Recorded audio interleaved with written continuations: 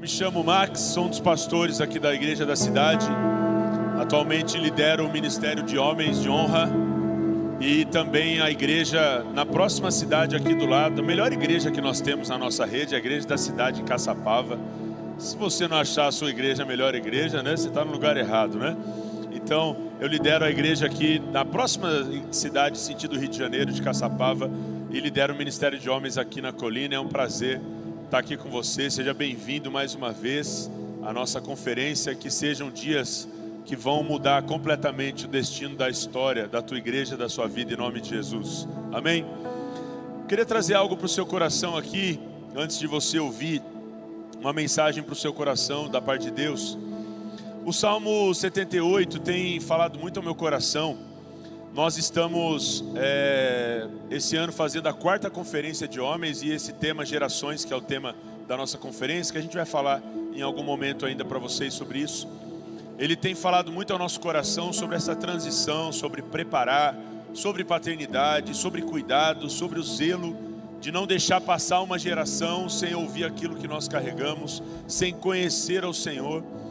E nós temos visto, e nós estamos falando aqui com certeza com homens e mulheres que estudaram já as histórias dos avivamentos. E essa semana eu vi uma frase que dizia que muitos avivalistas ou pais, eles saíram ateando fogo do avivamento por muitos lugares, mas não deixaram a sua família sustentando a lenha em casa. E é por isso que os avivamentos passaram rápido e eles não foram transicionados de geração para geração. Houve um gap, uma lacuna, um tempo que não tinha ninguém fazendo mais aquilo, e aí começava uma outra pessoa que não tinha necessariamente conexão com aquela que fez da outra vez. E aí foi assim, e é assim a história.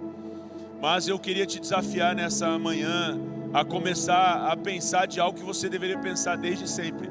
Você não vai durar para sempre.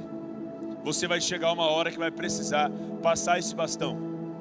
E eu ouso dizer que talvez tem alguns pastores que estão aqui já trazendo seu time, talvez seus filhos já preparando essa geração para continuar aquilo que Deus deu para você, que começou em você, mas que não vai terminar em você.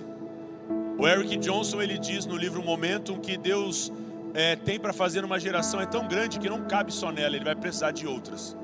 E o que Deus começa não tem fim, amém? Em Noé ele só deu um reset, né? Ele só começou de novo, mas ele não zerou totalmente, porque o que Deus começa não tem fim. E o Salmo 78 diz assim, versículos 3 e 4: o que ouvimos e aprendemos, o que os nossos pais nos contaram, não os esconderemos dos nossos filhos, contaremos à próxima geração os louváveis feitos do Senhor, o seu poder e as maravilhas que Ele fez. Amém? Tem muita gente dizendo para a geração, ou até vindo domingo na igreja, e contando das dificuldades, das cicatrizes, e às vezes a nossa família, os nossos filhos ficam com essa parte, né? E tá cheio de meme na internet, né? De aqueles senhores de idade dizendo, e aí, ser pastor é difícil? Aí tá o senhorzinho lá, não, é tranquilo, eu tenho 26 anos de idade, né? O cara lá, quase, né? Sem conseguir falar mais. Mas o Salmo não está dizendo que nós temos que necessariamente compartilhar as nossas dores, as nossas dificuldades, e a gente sabe onde a gente tem que fazer isso. Mas o texto diz que para os nossos filhos, nós temos que compartilhar os grandes feitos do Senhor e as maravilhas que Ele fez. Será que você tem sentado com seus filhos, a sua família, sejam ela biológica ou espiritual, e contado para eles os milagres que Deus fez, ou só as dores, só as dificuldades? Será que nas suas mesas tem só lágrimas ou também tem riso de alegria? Será que você tem testemunho? Será que você tem preparado essa próxima geração? Pô, Max, eu sou tão novo, eu também. Mas nós não temos que deixar isso para a hora da necessidade, para a hora de acontecer. Porque nós temos que fazer algumas coisas com as gerações, não é só transicionar. A primeira coisa que eu anotei aqui para a gente lembrar, a gente tem que perceber as gerações. E sabe, esse auditório aqui tem só pastores em linha de frente. Você é o pastor líder da tua igreja. Talvez você não tenha uma mesa onde você possa na semana compartilhar seu coração. Esse final de semana vai ser um refrigério para você, porque talvez lá na tua igreja você é o número 1. E não dá para algumas coisas você descer para o degrau de baixo e sair compartilhando. E talvez está faltando essa pessoa na sua vida, um pai espiritual, um mentor, um líder, alguém para te ouvir, uma mesa confiável para você trazer as suas necessidades, a dor do seu coração. Mas quando nós vivemos dessa forma, a gente sai andando e a gente esquece que tem uma geração atrás. E porque nós somos a primeira fileira, porque nós somos o número 1, nós esquecemos de perceber essas gerações.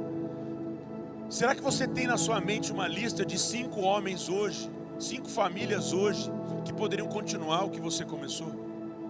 Será que você tem um nome hoje porque você percebeu essas pessoas e disse: eu posso investir naquele menino, eu posso investir naquela família, eu posso investir naquela casa? Quem é o seu Josué? O seu Eliseu? Quem são os seus 12 discípulos? A segunda coisa que nós precisamos também investir, ou até mesmo um sinônimo aqui, preparar as gerações. Não é só perceber, porque perceber é uma parte da história, mas nós precisamos investir neles. E se nós não fizermos isso, quem vai fazer? Se nós não discipularmos nossos filhos, se nós não prepararmos uma próxima geração, quem vai fazer? Sabe, infelizmente, dia 4 de dezembro agora, eu sepultei o meu irmão, que subitamente morreu. E eu só estou contando isso para você porque a vida, ela tem surpresas que a gente não quer lidar com elas. Ontem eu tive que sair daqui correndo, fazer mais um velório. Você que é pastor de igreja local sabe bem o que é isso. Porque a vida é um sopro, gente. E se nós vamos vivendo de forma aleatória, alguma coisa pode acontecer. E eu não estou profetizando que você vai morrer não, tá? Fica tranquilo. Você vai voltar para a sua igreja e vai acontecer algo lindo lá. Mas eu também não posso dizer que isso não vai acontecer, porque a única certeza que nós temos é essa. Jesus vai, como o pastor Carlito diz, o caminhão na Dutra vai entrar, Jesus vai voltar e você vai morrer. São as certezas que a gente tem na vida. E se você deixar para aquele dia que não dá mais, agora não dá mais, deixa eu ver quem que eu vou investir para agora continuar. Talvez não sobre tempo, talvez não dê mais tempo. Você precisa investir na próxima geração, preparar a próxima geração e por fim, enviar as gerações. Vai chegar o momento que, como a Bíblia diz, que os filhos são flecha. Você, como um arqueiro, vai puxar aquela flecha lá atrás, para que ela possa ir bem longe, mais do que você foi. O Bill e o Eric escrevem esse livro, né? O Momentum, que é um livro que nós estamos estudando para a nossa conferência. E eles dizem que o teto de uma geração é o piso da próxima. É onde você termina, que a próxima geração só começa, porque herança é uma geração pagar caro para a próxima geração receber de graça. E aquela dureza do nosso coração de dizer, não, eles têm que conquistar o deles. Eles vão ter que conquistar o deles. Mas herança é isso. Você paga caro e a próxima geração desfruta. E aí a partir daquilo eles pegam o que você tem e prosperam, melhoram, crescem, desenvolvem e vão levar para a próxima geração. E aí isso aí não acaba mais. Eu quero terminar dentro desse assunto aqui, lembrando uma história que você conhece bem, a história de Davi. O melhor versículo da Bíblia para mim, eu tenho essas bobeiras com Jesus, 1 Samuel capítulo 16, versículo 11, Samuel terminou de olhar todos os filhos de Jessé. Aí eu faço um adendo, todos os filhos que Jessé trouxe, porque faltava um. E quando ele olha tudo aquilo, você que já se moveu profeticamente, você sabe que às vezes vem aquele frio na barriga e dizer, será que essa palavra que Deus deu, ela é verdade, vai encontrar um lugar aqui? E ele fala, Deus, eu estou na casa do Jessé. Talvez ele olhou para um discípulo ali e falou assim, será que não tem outro Jessé no bairro aqui? Será que a gente está na casa do cara certo? Porque está tudo aqui, e Deus reprovou todos os meninos. Mas ele ousa fazer uma pergunta, ele olha para Jessé e diz assim, está todo mundo aqui? E Jessé diz assim, não, ainda tem um caçula. Mas, aquele mas ali, ele está dizendo assim, mas não é possível que é o Davi. Ele é pastor de ovelhas, nós precisamos de um rei guerreiro. Nós estamos conquistando terras.